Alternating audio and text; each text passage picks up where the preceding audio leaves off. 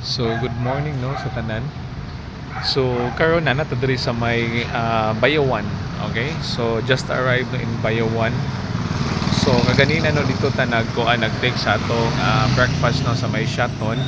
And thank you Lord kay nakakuha ta dito og kuan kanang nakakuha ta dito og kanang mga pipila ka kuan no kanang pictures. Okay? And then thank you Lord puno kay ga-travel ta diri sa may Bayawan ko ana kanang wala ra gyud ga ulan no. Kaingon tag mag-ulang no kay pagikan na to kaninang buntag medyo mura magkuan sa kanang mura man og kaulan nun. Okay? But thank you Lord karon no kay diri sa may Bayawan kay fair weather na tas diri sa may Bayawan. Okay?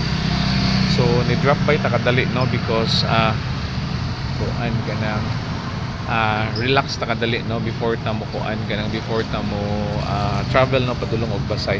Anyway 9 o'clock pa man ang atong unsa ni ang atong Basay. And then ako ipakita niyo diri no nara ta beside no along sa ilang kuan sa ilang plaza. Okay? So nanata mismo sa sentro no dito sa unahan. Okay, kanang building is okay sa Pure Gold.